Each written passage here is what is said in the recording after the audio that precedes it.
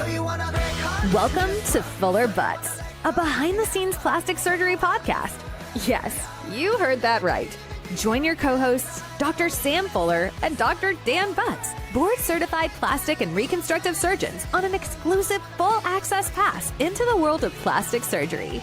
Combining their expertise and training, Drs. Fuller and Butz will share medical insights, detailed explanations, and lighthearted humor to keep you entertained and informed.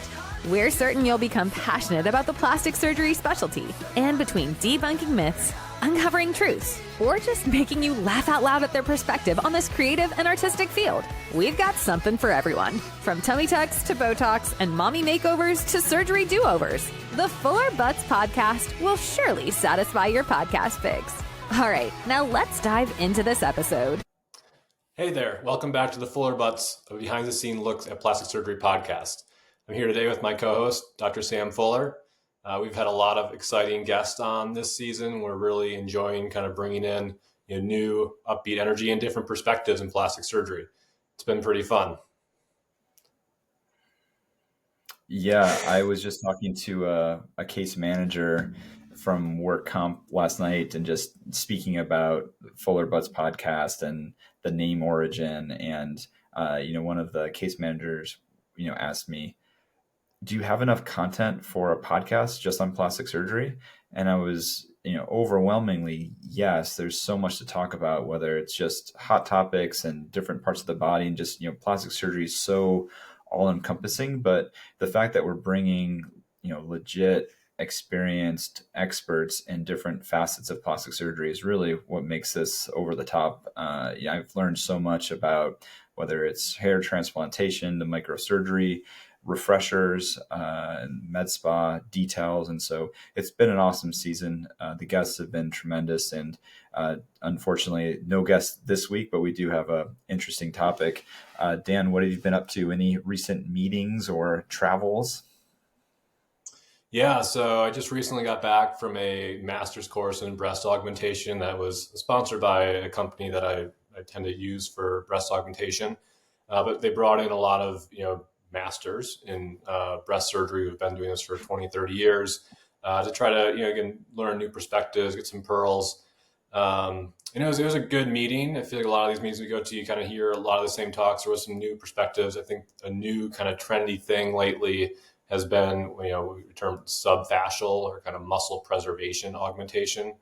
So I was kind of curious to hear what some of these, people who've been around the block for a long time, when people used to be doing a lot of more of this back in the 90s, to going back to more below the muscle.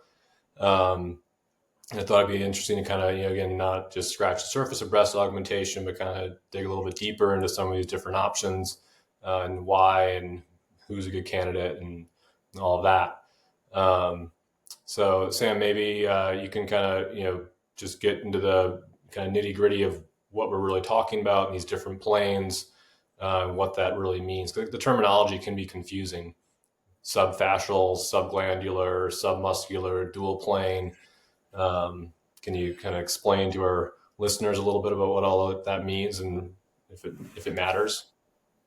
For sure. The semantics and wording can be very confusing. There's different profile implants, there are different placements of the implants, there's different types of cohesiveness. So just lots of layers of confusion, but also marketing ploys versus just facts. And so we'll try to just, keep things to the basics and start with the refresher. And, these are topics and points that I bring up to my pre-op patients for breast augmentation. So essentially when you're talking about an implant, we talk about where the incision is going to be, what type of implant it is, and then really a large part of the conversation is where the implant is going to be placed, which is the topic of today's episode. So an implant can be placed in a variety of locations within the breast tissue. It can be placed from superficial to deep in an area called the subglandular tissue, or an area or space that's directly behind the skin and the breast tissue. So it's an over the muscle, over the fascia, but underneath the breast tissue. And I'll quiz you, Dan, or maybe you can update our listeners as far as who would be good candidates for each, but that's just essentially the definition. So subglandular, or over the muscle, is a space used that's directly underneath the skin, the breast tissue. Another plane is, and which is gaining more popularity, hearing about it a lot more, is the subfascial approach. And that is the layer of tissue called the fascia, connective tissue, that sits directly above your pec major muscle. So if you're going sub, you're going below breast tissue, below the fascia, which sits and is adherent directly onto that muscle. If you've been in a butcher shop, you've seen a pork tenderloin, something like that, you've seen that shiny, glistening layer that's very thin and that sits directly over the muscle. That's essentially what fascia is. The subfascial technique, is trending for different reasons. It's not a novel idea. It's not something that's fresh and brand new. It's been around, but it's just gaining a sort of a renaissance, and we'll get into the nitty gritty of that. But that's essentially a subfascial. The next layer is submuscular. So going underneath the breast tissue, underneath the fascia, underneath the muscle, really keeping the muscle and fascia attached all as one layer, and placing an implant that's underneath the muscle. And that's really between the muscle and then the rib cage. So there's intercostal muscles that are ribs, and you place that in the deepest space. In order to access that, you need to release some of the muscle in order to create that subpectoral pocket. And that's typically the inferior muscle insertion points and some of the inferior medial pec major muscles that are inserting against your sternum in that medial portion in the lower portion of the breast. When you talk about submuscular, it can be either completely under the muscle, which traditionally, if you're thinking about it logistically, is not really a thing for breast augmentations, at least not these days. In training, in our practice, Dan and I both at the University of Chicago did some all submuscular or total muscle coverage for tissue expanders and implants in the setting of a breast reconstruction following breast cancer and mastectomies, where we would have to actually elevate some of the serratus muscle off the side of the abdominal or the chest wall, as well as the muscle. But that's not really a thing in the breast augmentation world, just based on morbidity, pain, and just lack of evidence that that's superior. A dual plane approach is something that is, in some sense of the word, always used in a under the muscle type of technique.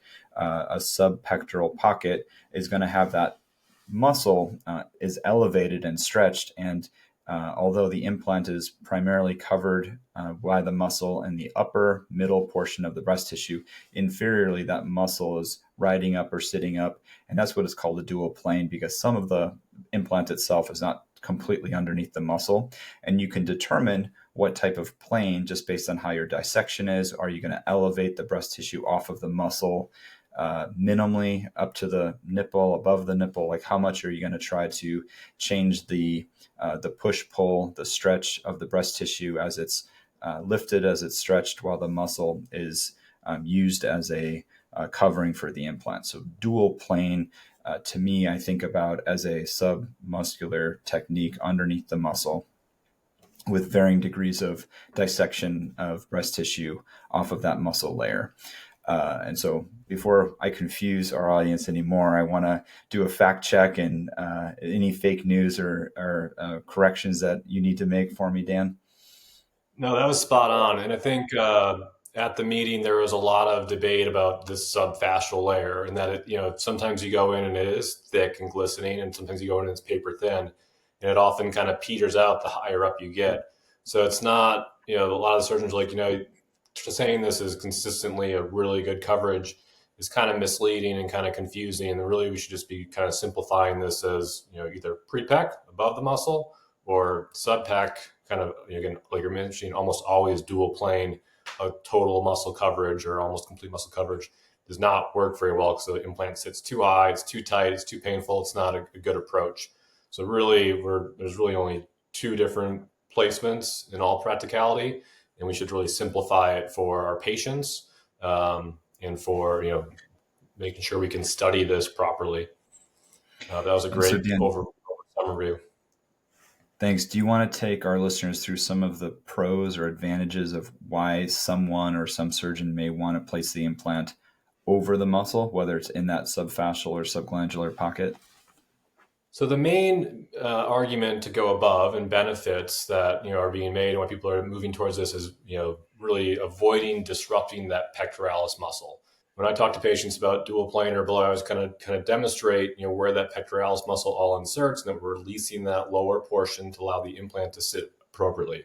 The vast majority of patients are typically able to do, all activities, push up, certain pec things don't feel normal, typically not really limited. But some surgeons are arguing that, there are limitations if you're really into fitness, focused on that pec function, that you don't want to disrupt it at all. You should go above the muscle. And it's a more anatomic augmentation. You're going right below the breast tissue. So you're truly augmenting that versus kind of some of that augmentation being kind of hidden by the muscle, so to speak. But you need to have enough tissue to camouflage the implant. So, having that just underneath the breast tissue, if you're really thin, especially for very fitness focused people, they might not have a lot of fat tissue and probably not a lot of breast tissue if they're looking for augmentation to hide the edges of the implant. So there's a little higher chance of visibility or kind of a step off, or again, more roundness up top with above the muscle. But again, that main benefit is not disrupting the muscle. And there is an argument that it's less painful. However, doing a lot of dual plane augmentations, a lot of those patients have very little pain, take very few pain medications. So I'm not sure how huge of a benefit that is. Did I miss anything, Sam? What are your thoughts on that? No, maybe just review with our listeners, like if someone's really wanting the subfascial in your practice or the subglandular, something above the muscle, what are some tests or what are some ways that you examine them on the physical exam to determine if they're a candidate or if they would be at high risk for having implant rippling, exposure, kind of an obvious look, augmented look for that situation? Yeah, historically, if you go back to the textbooks, they often sometimes cite 3 centimeters, 2 centimeters skin pinch. And what they're saying is like when you pinch that upper pull tissue, how much tissue is kind of in between there. And it's kind of, how much tissue do you kind of grab with that? How tight do you squeeze? All those things can kind of influence that a little bit. I think with newer cohesive gel implants, we're able there, a lot of these surgeons are talking about more of like a 1.5 centimeter pinch, or really just kind of looking at the general, can you see ribs? Maybe that's not a great patient if you can literally see the ribs through their thinner upper tissue. And then the size of the implant probably plays a role as well. Bigger implants, higher profile implants, likely will have more roundness versus some more of the moderate or kind of low plus styles. But yeah, tissue coverage, assessing that by pinching, kind of the general exam, I think are the two kind of the main things that we're looking for to see if you're a good candidate in assessing your overall goals. Some people want that roundness and kind of more visibility as well. So taking that into consideration. Do you promise to your above the muscle, whether it's subfascial, subglandular patients, that there will never be any animation deformity, that's guaranteed not to have animation deformity if it's over the muscle? I don't think you can promise that because it's still sort of attached to the muscle, especially if you're subfascial. So there might be a little bit of movement. And if they flex their pecs, their breasts likely move a little bit as well. But it's a very different type of animation. And you can oftentimes, because of how we release the muscle, if you're really trying to emphasize it, you can kind of create this little border of where that pectoralis muscle used to be. Normally that's covered in clothing and not, the vast majority of patients are not bothered by that. But even with the most minimal muscle release, you're going to see a little bit of that motion. So it's kind of getting pros and cons, likely getting less above the muscle, but not zero. Is that have you seen anything, or what do your patients say about below the muscle? Is it something that you're having patients complain about where you're looking for alternative modalities, or the vast majority of patients, I think if you're prepared for it, aren't all that bothered by it? Yeah, I mean, when you got back from your meeting and were excited about some of the information education you had and wanted to use this as a topic, sort of just reflected back in my practice. And I can't think of a single patient who had an animation deformity that they demanded to be corrected. And I feel like I do have great follow-up with my patients. I'm seeing them far out, and I feel like I have a good rapport where if they're having an issue, they would let me know about that. I see them, at least a year out. And so I don't see a lot of issues with the subpectoral approach or underneath the muscle approach.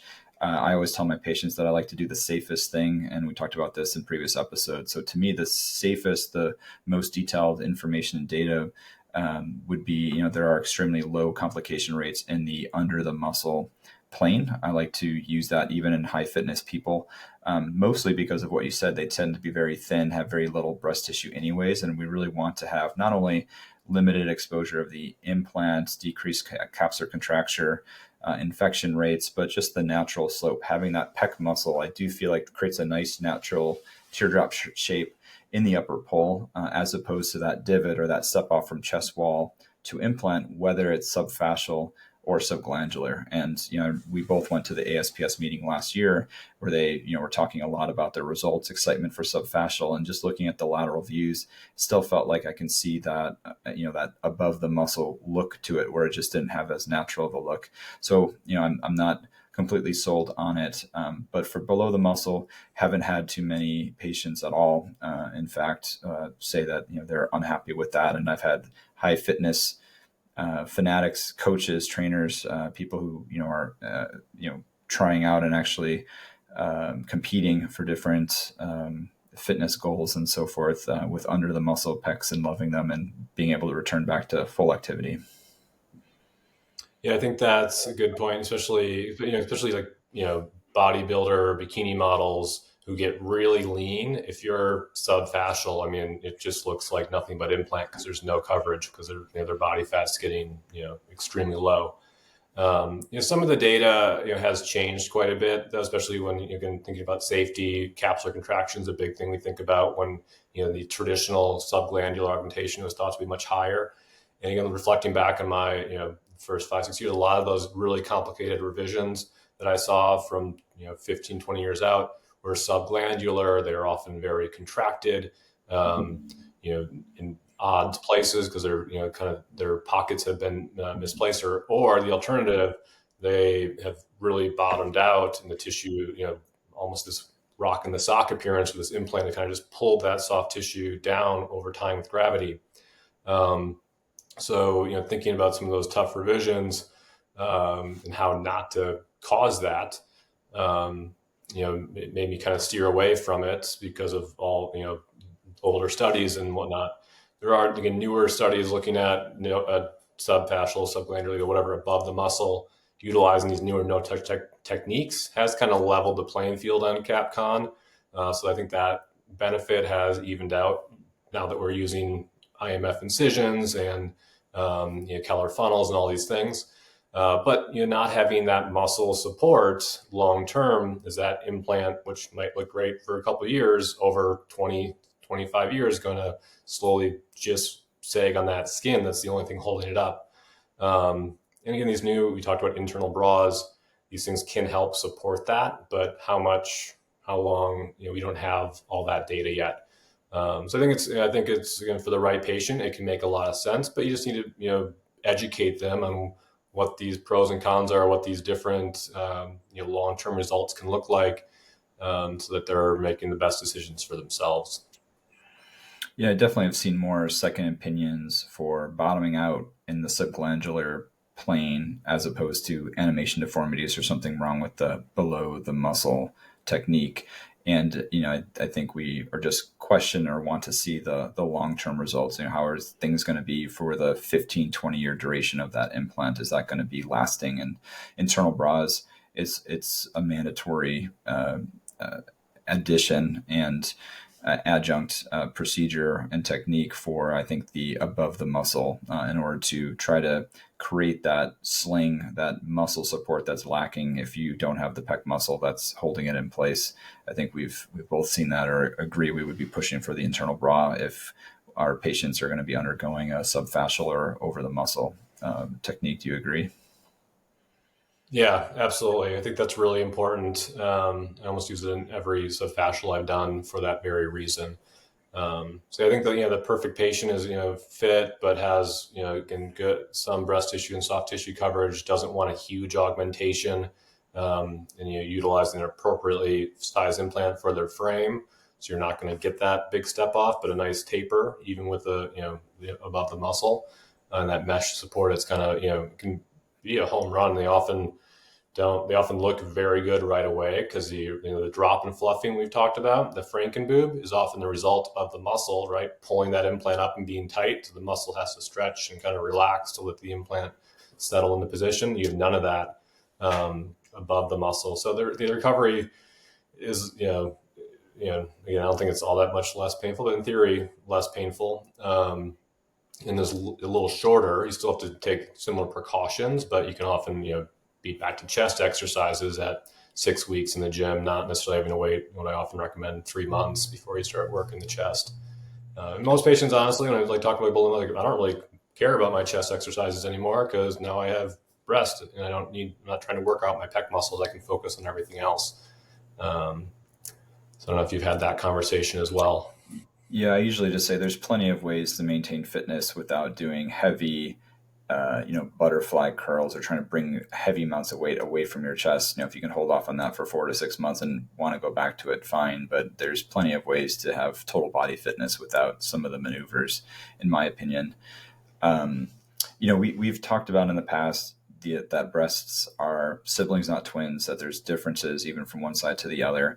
And we've both talked offline about in the subpectoral pocket, since the majority of our cases are done that way, that there's just muscle insertion points, muscle fibers. There's variability from one side to the other as far as how much muscle is there and whether it's more medial, more lateral, and you're releasing these bands. What have you seen, since you have more experience in the subfascial technique, as far as the variability within fascial tissue? Is it all the same? Do you find yourself releasing more superiorly so that implant sort of fits into that subcutaneous subfascial pocket? Are there any tips and tricks that you've seen, or is every case exactly the same? They're all very different. Creating the pocket's very different because you literally have to make the entire thing. Submuscular, we often, open up that submuscular plane. It's this kind of loose areolar plane where you kind of can easily open it up and kind of tells you the general space, and then you modify it slightly for your implant size. Above the muscle, you can exact pocket dimensions, essentially. You don't want it too big or it moves around too much, creating every, kind of opening. Still, you want to preserve that lateral edge, and the central area, you need to be really careful. You do have a little bit easier control of cleavage because you can kind of open it up to where you want it. But it's also, that's where symastia, where the breasts get too close together. You can actually connect them in the above the muscle plane because you don't have the sternum there. So it's almost, you can do it below the muscle, but it's much harder to be kind of really, releasing too much sternal border. So it is a very different procedure and takes probably a little bit longer in all reality. But you want to just be directly under that breast tissue to create that kind of perfect glove and hand and glove kind of fit.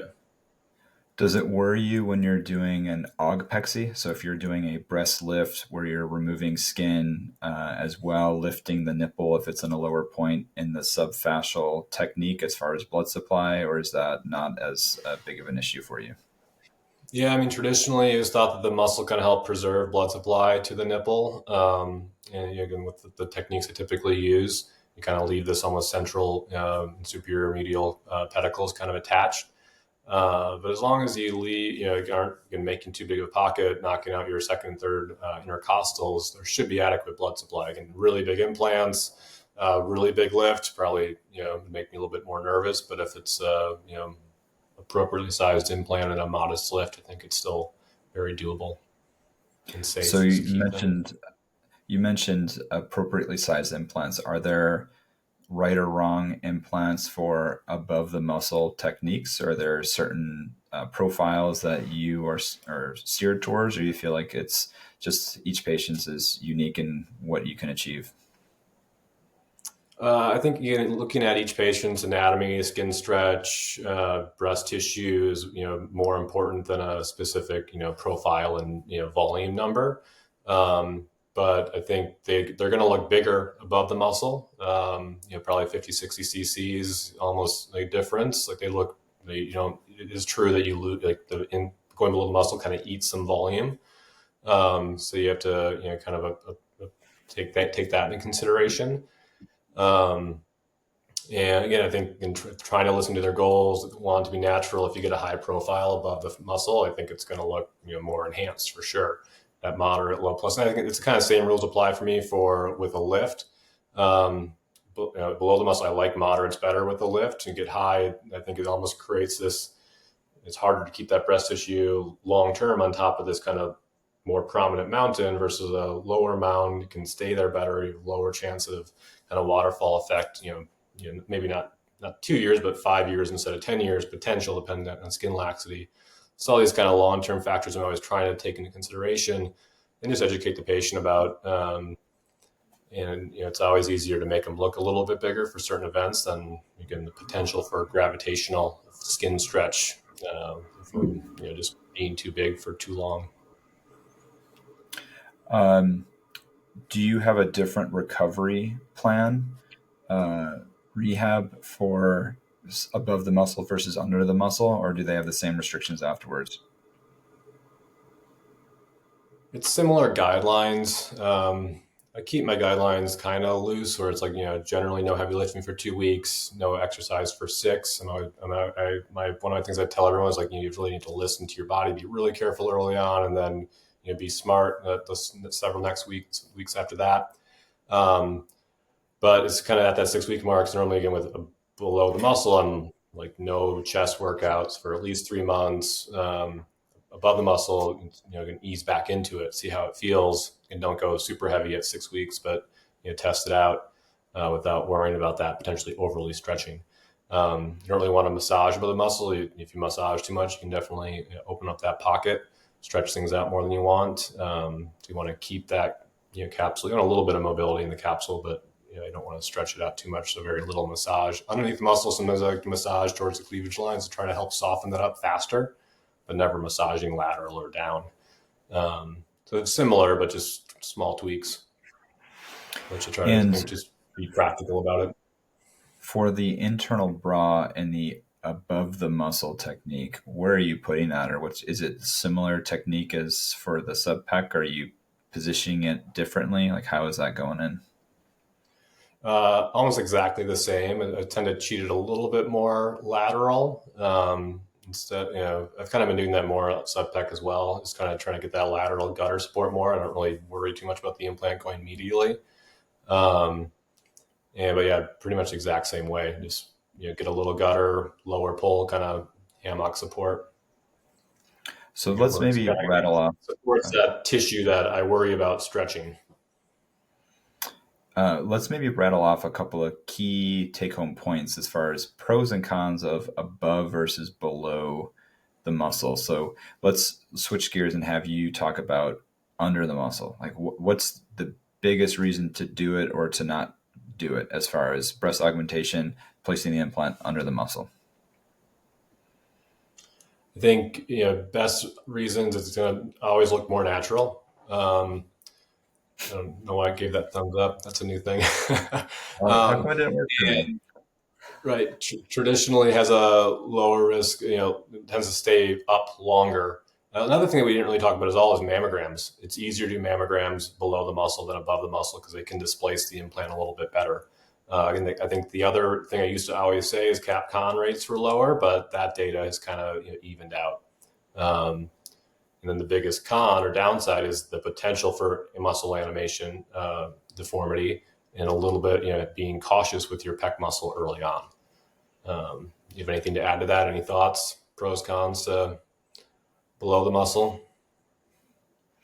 No, I think that's well said. If we're going to be talking about above the muscle, pros, cons, I would say potentially the same safety profile as far as low capsular contracture rates, low infection rates. Being able to maintain your pec muscle in situ leads to a more anatomic breast implant placement, which is underneath the fascia, underneath the breast tissue, leaving the muscle intact for patients who are worried about fitness or animation deformity. Not having the implants contract, move laterally can be of benefit to them, although it can't be 100% guaranteed. That would be the biggest reason to do that. Or if patient has, a Poland syndrome or a condition where their pec muscles are not present, then you have no other choice to do that. That's, I've come across that. I think we all have as plastic surgeons, and you try to elevate the tissue that you can. And I think some of the results can be wonderful. And, it's really hard for me to tell whether it's sub pec or above the muscle. The biggest downside, I would say, is visibility of the implant for thin patients. If you don't have that pinch test where you have some tissue to cover over that implant, despite being in the 5th or controversial 6th generation of implants, which may be an additional episode that we'll talk about, there still may be some ripple effect, some presence of an augmented or, done look. And then just the step off, if you have a chest wall and then you have an implant that's not underneath that muscle, I think that step off is going to be a little bit, or has the potential to be a little bit less natural slope. And there are ways to fix that, and that's including like fat grafting. So that's a common adjunct procedure where you can add fat into that area. You can try to decrease the bottoming out or that implant not being supported by the muscle over time and having it drop or sag more quickly by placing an internal bra.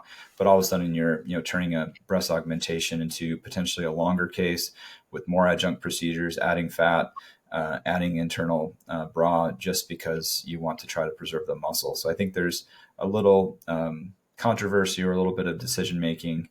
Ultimately, it needs to be a team decision between the patient and the surgeon, and what the surgeon is most comfortable in achieving in a safe way, in a reliable way, and in a consistent way. And there's not really a right or wrong. I think these are all great feasible options, and it's should be patient centric. Dan, anything for the above the muscle pros and cons that you want to add? No, that really was spot on. I think, bottom line, you talk to your surgeon. It should be a conversation about goals, your lifestyle, making sure that it all matches up, and that you're not just jumping on what might seem like a trendy, or the alternative, what seems like what someone's always just, I've done this for 20 years. So, always trying to, learn and, be better to get better results, longer term results, and provide these different options for different patients to provide them what they're looking for. So I think Perfect. That's a great overview. Kept it a little shorter than our average, which is good. We'll hopefully keep adding some more of these kind of one-on-one conversations as well, as we come up with more specific topics, like your case manager you're talking to. We kind of scratched the surface last season on just kind of broad overviews, but there's a lot of nuances within each of these that we can definitely get down into the details of. So great talk, and look forward to chatting again soon. Yeah, plastic surgery, it's a wide world. There's so many topics. We love doing it. We're going to continue to bring in experts and talks, but I appreciate you bringing back and dropping the knowledge from your trip to Vegas, which sounded like it was very arduous, just a lot of learning going on. But thanks for bringing that back. And I agree, a great topic, very poignant and very timely, something that we're getting more questions about. So hopefully the listeners were able to take home a few great concepts and clarify some of the more confusing parts of breast augmentation. So always great talking with you, and we'll see you soon. All right. Have a good one. Yep. Bye.